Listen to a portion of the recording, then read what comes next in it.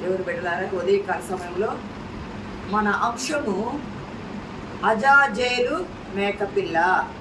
Azazel మేకపిల్ల. ఈ మండల కాలంలో యేసుక్రీస్తు ప్రభు వారు శ్రమల ధ్యానముగా మనం భావిస్తూ శ్రమలను తలపోసుకుంటూ ఎలాగూ పాత నిబంధన లేఖనాలు నూతన నిబంధనలో యేసుక్రీస్తు ప్రభు వారిలో నెరవేరినాయి.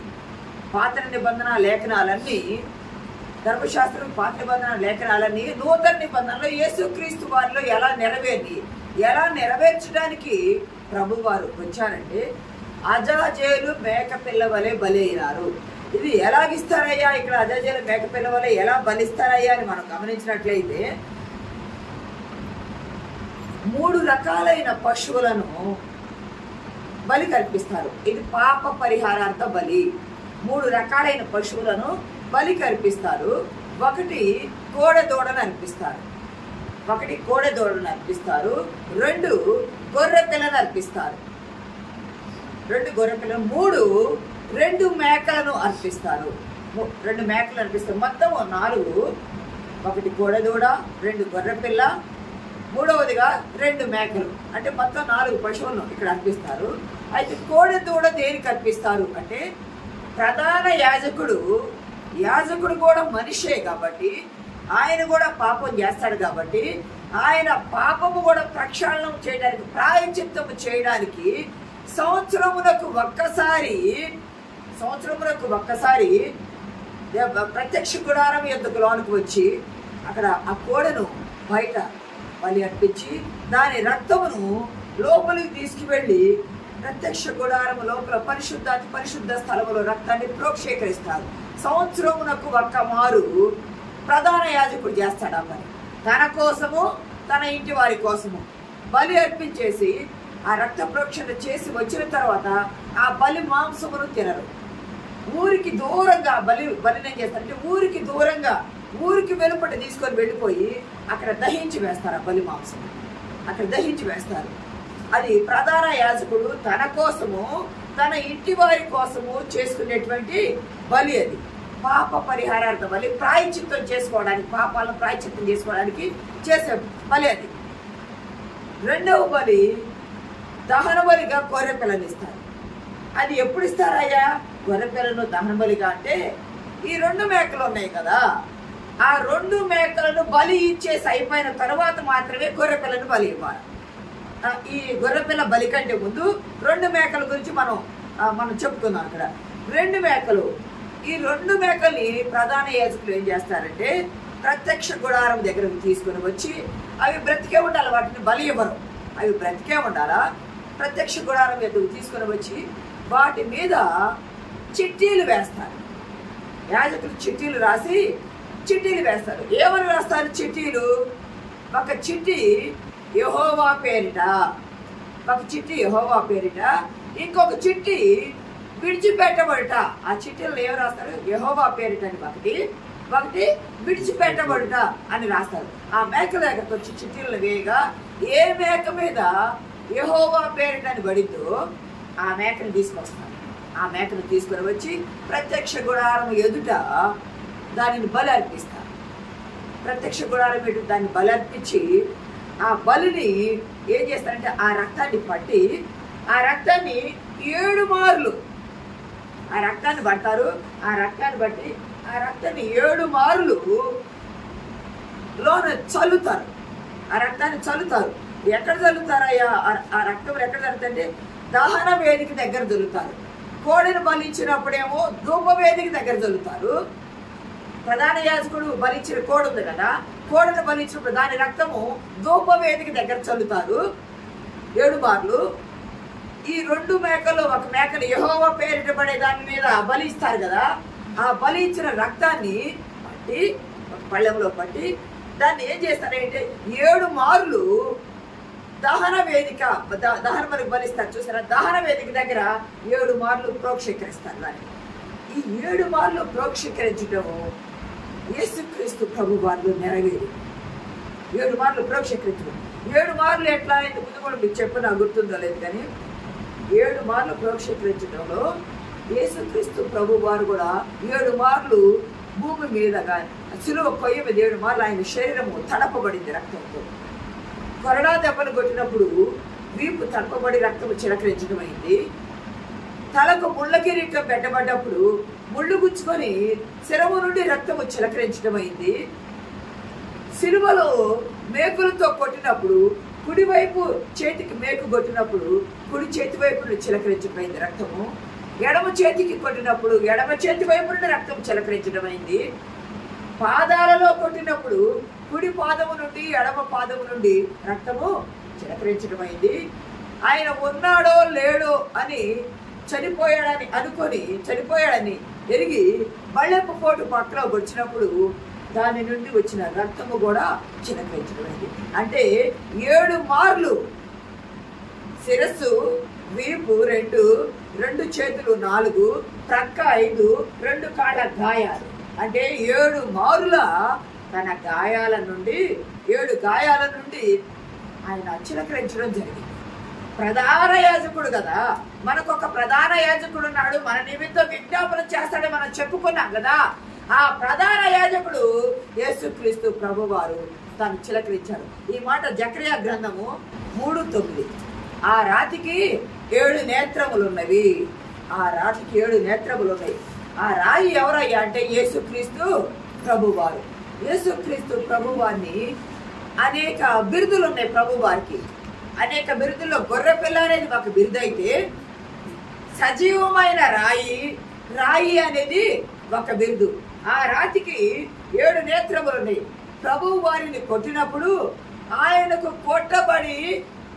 కొట్టబడిన ఆ గాయములు నేత్రముల వలె, కన్నుల వలె అవి తెరవబడి ఉన్నాయి.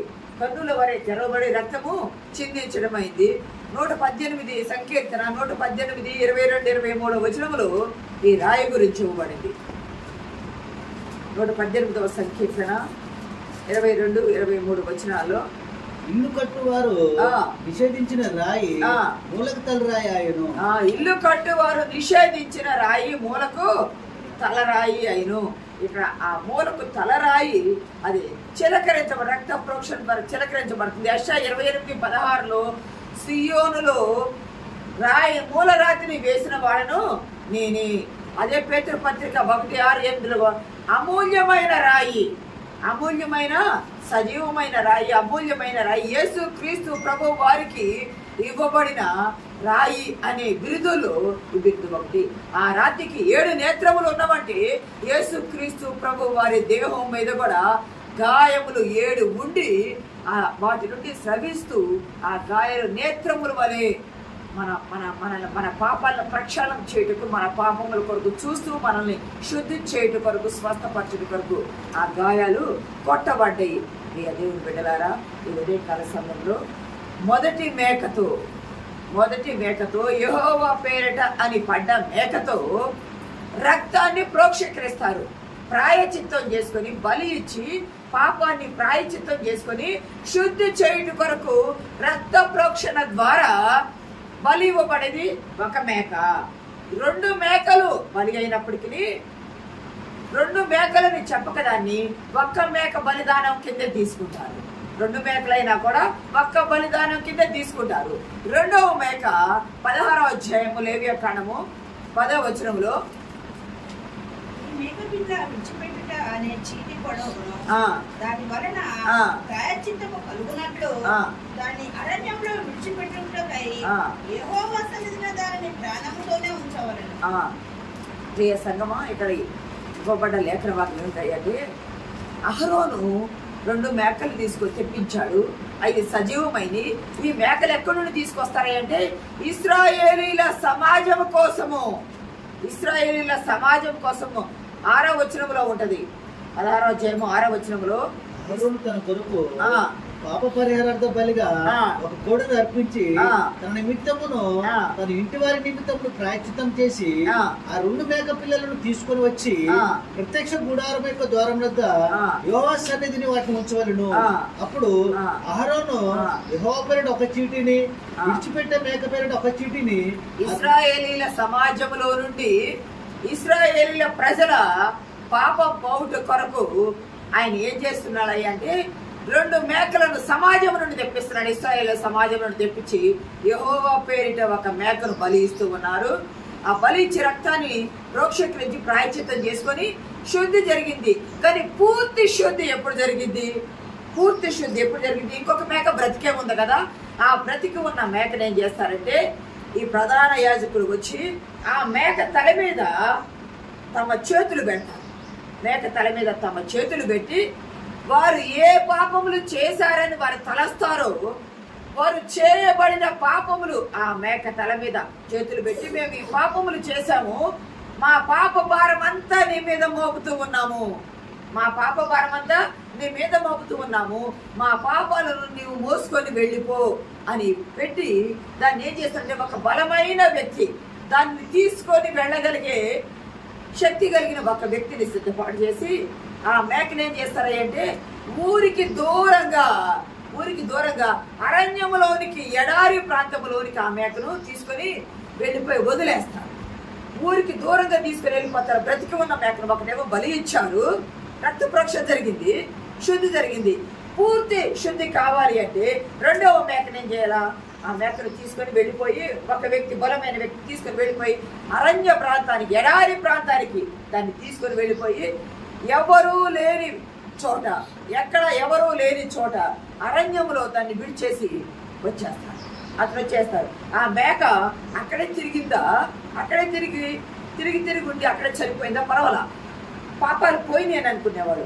మేక తిరిగి వచ్చేస్తుంది అనుకోండి, మళ్ళా మా పాపాలు వెనక్కి వచ్చింది. ఏట ఇలాగే బలులు అర్పిస్తున్నారు. ప్రతి ఏట ఇలాగే బలులు అర్పిస్తూ ఉన్నారు. అలా విడిచిపెట్టి విడిచిపెట్టే అజాజేలు అన్నాం కదా. అజాజేలు అంటే అర్థము విడిచిపెట్టుట అని అర్థము. ఇది ఎక్కడ తీసుకెళ్తారంటే ఎడారిలో దెయ్యాలు ఉంటాయి, ఎడారిలో నివాసము చేయడానికి దాన్ని పంపిస్తారని చెప్తారు. ఇక్కడ 10వ అధ్యాయం, హెబ్రీ పత్రిక 10వ అధ్యాయం 4వ వచనంలో ఒక మాట చూడండి. హెబ్రీ పత్రిక 10వ అధ్యాయము 4వ వచనం. ఎడ్ల యొక్కయు మేకల యొక్కయు రక్తము పాపములను తీసివేయట అసాధ్యము. ఎడ్ల యొక్కయు మేకల యొక్కయు రక్తము పాపములను తీసివేయట అసాధ్యము. ఎడ్ల యొక్క రక్తము, మేకల యొక్క రక్తము పాపములను తీసివేయట అసాధ్యము. అందుకే యేసుక్రీస్తు ప్రభు వారు కూడా వాటి ద్వారా పాపం పోవటం. ప్రధాన యాజకుడు ప్రతి సంవత్సరం బలిస్తున్నాడు. ఒక్కసారి బలి ఇచ్చి వదిలేయాలి కదా, కానీ ప్రతి సంవత్సరం పాపాలు చేసిన పాపాలు చేస్తావేమో అనుకొని కూడా బలులు ఇస్తారు. అయితే ఇక్కడ ఏం చేస్తారంటే 3 రకాలుగా ఈ అజాజేలు బలిని ఇస్తారు. ఒకటి, నివాస యోగ్యము కాని ప్రదేశానికి దానిని పంపించడం. ఆ మేకపిల్లని ఎవరు జంతువులు కానీ మనుషులు కానీ ఎవరు నివసించడానికి యోగ్యము కాని ప్రదేశానికి పంపించడం. 2, కీడును మోసుకొని పోతుంది అని నమ్మి పంపించడం. 3, కఠినమైన కష్ట ప్రదేశానికి, అంటే ఎడారిలో దెయ్యాలు నివసిస్తాయని యూదులు వ్యాఖ్యానంలో ఏమంటారంటే, అసలు ఈ అజాజేలు అనేది ఎవరై అంటే దేవుడు పరలోకము నుండి దేవదూతలను త్రోసివేశాడు కదా, త్రోసివేయబడిన పతనమైన దేవదూతల నాయకుడు అజాజేలు అని వాళ్ళ గ్రంథాలలోను వాళ్ళ వ్యాఖ్యానాల్లోనూ లిఖించబడింది. పతనమైన దేవదూతల నాయకుడని వారి గ్రంథాల్లోనూ వారి వ్యాఖ్యానాల్లో వారు లిఖించబడింది. అంటే పతనమైన దేవదూతల నాయకుడు అతను ఏం చేశాడయ్యా అంటే, దేవుని సృష్టి అయిన మొదటి మానవుల యొద్దకు వచ్చి వారిని పాపములో పడవేసేటట్టు చేసి పాపాన్ని తీసుకొచ్చాడు. కాబట్టి మేము పాపాన్ని ప్రాయశ్చిత్తం చేసుకుంటూ ఉన్నామని చెప్పి ఈ మేకను అక్కడ తీసుకొని వెళ్ళి వదిలిపెట్టారు. అక్కడ పాపాలు ఒప్పుకుంటారు, పశ్చాత్తాపడతారు, ప్రాయశ్చిత్తం చేసుకోవడానికి ఆ పాపాలను మేక తలపై మోపి అరణ్యానికి పంపిస్తారు. అది తిరిగి రాకపోతే సంతోషిస్తారు, తిరిగి వస్తే మరలా మా పాపాలు వచ్చినాయని యథావిధిగా ఉన్నారు. కానీ అరణ్యానికి వెళ్ళిన ఆ అజాజేలు మేకపిల్ల పరిస్థితి ఎలా ఉంటుందయ్యా అంటే, ఎక్కడ చూసినా ఇసుక ప్రాంతం, అరణ్యం. ఇసుక వాళ్ళు అప్పటి కాలంలో వాళ్ళు అక్కడ తోలేది సౌదీ అరేబియా ఉన్నటువంటి ఆ ఎడారి ప్రాంతం, ఎక్కడ ఇసుకే ఉండదు. ఎక్కడ 53 డిగ్రీల ఎండవేడి ఉంటుంది. పగలు 53 డిగ్రీల ఎండవేడి ఉంటుంది. 53 డిగ్రీల ఎండవేడిలో నీడ ఉండదు. అక్కడ చెట్లు ఉండవు, అక్కడ నీరు ఉండదు. అక్కడ నీడ ఉండదు, చెట్లు ఉండవు, నీరు ఉండదు. 53 ఎండ ఉంటుంది. పైన ఎండ వేడి మీకు కాలుతా ఉన్నది, క్రింద ఆ ఎండకి ఇసుక వేడి కాలుతానే. ఎండ వేడి కాలింది, ఇసుక వేడి కాలింది. ఇసుక అది ఎటు వెళ్ళాలో తెలియదు. ఎక్కడ చూసినా ఇసుకే ఉంటుంది కదా, నివాసయోగ్యమైన ప్రాంతం కాదు కదా, ఎటు వెళ్ళాలో దానికి తెలియదు. తెలియక అది అరుస్తూ పరిగెత్తుతా ఉంటుంది. ఎందుకు? ఎంత తొందరగా పరిగెత్తితే నేను మళ్ళా అంత తొందరగా జనసంచారంలోకి రావచ్చు, గుంపులోకి రావచ్చని అరుస్తూ అది పరిగెత్తుతూ ఉంటుంది. అలా అరవడం ద్వారా దాని నోరెండిపోతుంది. అరవడం ద్వారా దాని నోరెండిపోతుంది. తాగడానికి అక్కడ నీరు దొరకదు. ఆశ్రయం తీసుకోవడానికి చెట్టు కూడా ఎక్కడ నీడ అనేది లేదు. ఆకలైన ఆహారం తీసుకోవడానికి మేత అనేది దొరకదు. వాటిని మేపడానికి కాపరి అనేవాడు కూడా లేడు. కాపరి అనేవాడు కూడా లేడు. అది ఇసుక నడవలేక బ్రతికి ఉండగానే దాని శరీర భాగాలంతా శరీరం మీద ఉన్న ఒక్కరోజు అవుతూ ఉంటుంది. ఓపిక సన్నగిల్లిపోతూ ఉంటుంది. ఆ ఎండవేడికి దాని శరీరం మీద ఉన్న రోమము వెంట్రుకలు రాలుతూ ఉంటాయి. 53 ఎండ కదా, ఇసుక కాలుతూ ఉంటుంది కదా, నోట్లో శరీరంలో దేహంలో నీరు ఎండిపోతా డీహైడ్రేషన్ అయిన రీతికి మనుషులకైనా జంతువులకైనా దేనికైనా నీరు ప్రాణం. నీరు లేకపోతే మనిషి కూడా, ఎవరో కూడా జంతువులు కూడా బ్రతకలేదు. అది అరిసి నడిచి ఎండకి సొమ్మసిల్లిపోతా నీరు లేక అది ఎక్కువ దూరం నడవలేకపోతా ఉన్నది. అది పైన చర్మం ఉన్న వెంట్రుకలన్నీ రాలిపోతాయి. ఎండవేడికి చర్మం వెంట్రుకలు దానికి రక్షణ. వెంట్రుకలు రాలిపోయినాక చర్మం కింద క్రొవ్వు కరగటం ప్రారంభిస్తాం. చర్మం కింద క్రొవ్వు కరగటం ప్రారంభించి క్రొవ్వు కరిగింది రంధ్రాలు బడి కారిపోవటం. రక్తము కారిపోవటం ప్రారంభిస్తుంది. అది నడవలేక ఎక్కడన్నా కూలిందంటే ఆకాశంలో తిరిగే గ్రద్దలు రాబొద్దులు ఉంటాయి కదా, అవి వచ్చి వాటి కళ్ళను పొడుచుకొని అంటే వాటి రక్తము తాగుతుంది. బ్రతికి ఉన్న ఈ మేకను, బ్రతికి ఉన్న ఈ జీవాన్ని అవి పొడుచుకొని తినడం ప్రారంభిస్తాయి. ఎందుకంటే అది నడవలేదు, నడవడానికి ఓపిక సన్నగిల్లిపోయింది. కాళ్ళకు బొబ్బలు వచ్చేసినాయి. ఆ బొబ్బలు చితికిపోతాయి. వేడికి అడుగు తీసి అడుగు వేయాలంటే బొబ్బలు చితికిపోతాయి. చితికిపోయిన బొబ్బలకు ఇసుక గుచ్చుకొని అది నడవటానికి శక్తి రాదు. బొబ్బలు కారిపోతూ ఉంటాయి. పక్షులు పీకు తింటూ ఉంటాయి. దానికి శక్తి అనేది లేకుండా అయిపోతూ ఉంటుంది. అంతేకాదు అది ఆ రక్తం కారి పక్షులు పీకు తింటూ ఉంటే అరుచుటకు శక్తి లేక, అరవటానికి శక్తి లేక అది మాంసపు బుద్ధలుగా పక్షులు పీకు తినేస్తాయి కదా, లోన ఎముకల గూడు మాత్రం మిగిలిపోతూ ఉంటుంది. అది బ్రతికి ఉండగానే సజీవమైన శవముగా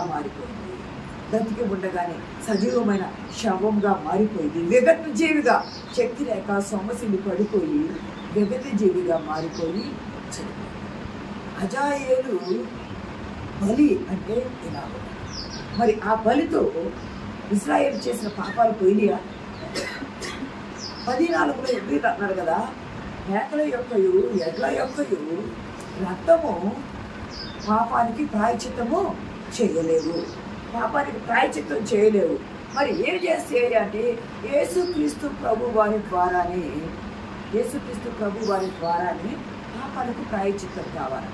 పాత నిబంధన అంతా ఈ బలుల ద్వారా మనం చెప్పుకున్నాం కదా, అది నీడగా ఉంది. యేసుక్రీస్తు ప్రభు వారు భూమి మీదకి వచ్చి బలి అర్పణ ఇవ్వాలి అంటే పాత నిబంధనలో బలులు ఇచ్చుకుంటా వచ్చారు. ఆ బలుల నెరవేర్పంతా యేసుక్రీస్తు ప్రభు వారిలో నెరవేరింది. నేను ధర్మశాస్త్రాన్ని కొట్టివేయడానికి రాలేదు, దానిని నెరవేర్చడానికి వచ్చానంటే ఈ రోజుల్లో మనల్ని బలి ఇవ్వమని ప్రభు వారి ఉద్దేశము కాదు. మీరు ఇచ్చే బలి అర్పణ నాలో నెరవేరింది, మీరు ఇచ్చే బలి అర్పణ నాలో నెరవేరింది. ఆయన బలిని కోరటల హోషేయ గ్రంథము 6వ అధ్యాయము 6వ వచనం.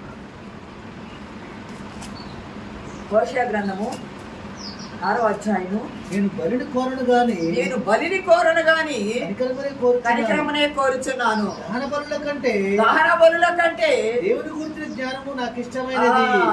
దహన బలుల కంటే దేవుని గురించిన జ్ఞానము నాకు ఇష్టమైనది. నేను బలిని కోరను. దేవుడు అన్నాడు, నేను బలిని కోరను. మీరు బలులు అర్పిస్తున్నారు. ప్రతి ఏటా మీ పాపమును తీసివేయలేని బలులు మీరు అర్పిస్తూ వస్తున్నారు. నేను బలిని కోరను. నేనేమి కోరుకుంటా? కనికరాన్ని కోరుకుంటాను.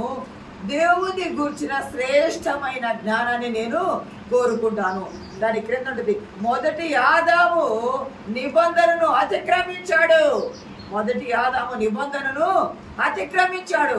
మొదటి ఆదాము నిబంధనను అతిక్రమించబట్టే రెండవ ఆదాముగా నేను ఈ లోకానికి వచ్చానంటున్నారు యేసుక్రీస్తు ప్రభు వారు. అపొస్తలుడు పౌలు ద్వారా చెప్తున్నారు, రెండవ ఆదాముగా నేను ఈ లోకానికి వచ్చాను. హెబ్రీ పత్రిక 10వ అధ్యాయం 4వ వచనంలో ఒక మాట ఉంటుంది, 11వ వచనంలో ఒక మాట ఉంటుంది. చూడండి,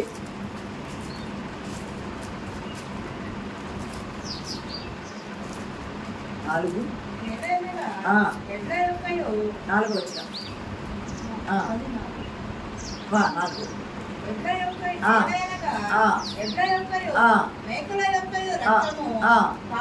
తీసివేట అసాధ్యము. కాబట్టి ఆయన ఈ లోకమందు ప్రవేశించినప్పుడు ఇలాగ చెప్పుచున్నాడు. 11వ వచనం. మరియు ప్రతి యాజకుడు దినదినము సేవ చేయొచ్చు పాపములను ఎన్నటికి తీసివేయలేని ఆ బలులనే మాటి మాటికి అర్పించుచు ఉండును. చాలు, ప్రియ సంగమా, దేవుని బిడ్డలారా, మాటి మాటికి అర్పిస్తూ ఉన్నారు. పాపము తీసివేయలేని బలులను అర్పిస్తూ ఉన్నారు. నేను ఇందాక చెప్పాను కదా, ఈ బలి ద్వారా ఈ 2 బలులు, ఒకటేమో రక్త ప్రోక్షణ చేసి అర్పించే బలి, రక్తాన్ని అర్పించి శుద్ధి చేసుకునేది. సంపూర్తి శుద్ధి కావాలి అంటే రెండవ మేకపిల్లను కూడా అరణ్యానికి తీసుకుని వెళ్ళి వదిలిపెట్టి అది తిరిగి రాకుండా ఉంటే ఏం చేస్తారయ్యా అంటే, తిరిగి రాకుండా మా పాపాలను తీసుకొని వెళ్ళిపోయిందని ఇంటికి వస్తారు కదా, తిరిగి అరణ్యం నుండి ఇంటికి వస్తారు కదా. ఇంటికి వచ్చిన తరువాత ఇప్పుడు గొర్రె పిల్లని దహన బలిగా అర్పిస్తారు. శుద్ధీకరించుకొని, స్నానాలు చేసి శుద్ధీకరించుకొని, లేవియాకాండం 16వ అధ్యాయంలో ఉంటుంది, చదవండి. లేవియాకాండము అక్కడ యువతల లేవియాకాండము 16వ అధ్యాయము 24వ వచనము. ప్రస్తుత స్థలములో దేహమును నీళ్ళతో కడుగుకొని బట్టలు తిరిగి ధరించుకొని బయటికి వచ్చి తన కొరకు దహన బలిని, ప్రజల కొరకు దహన బలిని అర్పించి తన నిమిత్తమును ప్రజల నిమిత్తమును ప్రాయశ్చిత్తము చేయవలెను. ఇక్కడ ఈ దహన బలి దేనికి అంటే, గొర్రెపిల్ల అని చెప్పుకున్నాం కదా. కోడదేమో బలి ఇచ్చేసి ఆ ఇచ్చిన బలిని సాయంకాలం బయటికి వెలుపల తీసుకెళ్ళి దహించి వేసి, దహించబడిన బూడిదను కరాల పాత్రలో ఎత్తుతారని చెప్పాను ఒకసారి మీకు. కరాల పాత్రలో ఎత్తి దానిని పారే నీటిలో కలిపి ఆ శుద్ధి జలాన్ని రాతి పాత్రలో ఎత్తిపెట్టి శవాలను పుట్టినప్పుడు ప్రాయచిత్త పాప పరిహార జలముగా దానిని చల్లుతారు. అది కోడ బలి ద్వారా జరిగింది. ఇశ్రాయేలు సమాజం అంతా అది చల్లుకోవడానికి జరిగింది. రెండవది 2 మేక పిల్లలను బలి ఇస్తారు. రక్త ప్రోక్షణకు ఒకటి, విడిచిపెట్టబడేది ఒకటి. అది అజాయేలు బలి అంటారు. దాన్ని విడిచిపెట్టేసి వచ్చిన తరువాత స్నానాలు చేసుకొని శుద్ధి చేసుకొని తన కొరకును, ప్రధాన యాజకుడు తన కొరకు, తన ఇంటి కొరకును, ఇశ్రాయేలీల ప్రజలందరి సమాజం కొరకును గొర్రె పిల్లను దహన బలిగా అర్పిస్తారు. దహన బలిగా అర్పించిన తర్వాత మరలా వారు శుద్ధి చేసుకొని ఈ బలుల ద్వారా మా పాపాలు పోయినాయి అని నమ్మి వారు తిరిగి వారి గృహాలకు శుద్ధి చేసుకుని వారి గృహాలకు వెళ్ళిపోతారు. ఈ సహోదరుడా, సహోదరి, ఈ 3 రకాలైన బలులు ఇచ్చారు కదా. ఈ 3 రకాలైన బలులు వాటి ద్వారా పాపం పోయిందా పోలేదా? బలుల ద్వారా పోలేదని హెబ్రీ పత్రికాకారుడు చెప్తున్నాడు. మరి ఏ బలి ద్వారా పోయింది? ఎందుకు ఈ బలులు ఇచ్చారు అంటే, మేము పాపం చేసాము, దేవుని ఎద్దుకు మేము రాలేము, మా పాపం పోవాలి అంటే మేము బలి ఇచ్చి దేవుని ఎద్దుకు వస్తామని సంవత్సరానికి ఒక్క మారు వచ్చి దేవుని సన్నిధానానికి వచ్చి మా బలి పోయింది అని అనుకున్నాను. యేసుక్రీస్తు ప్రభు వారి ద్వారా ఈ 3 బలులు నెరవేరు. ఎలాగ నెరవేరి? ఎలాగో ఆయన సమాధానం లేని ప్రజలకు తన బలి ద్వారా సమాధానం ఇచ్చాడు. రేపు దిన ధ్యానంలో నేర్చుకున్నాం. పరిశుద్ధాత్మ దేవుడు మనకు సహాయం చేస్తాడు.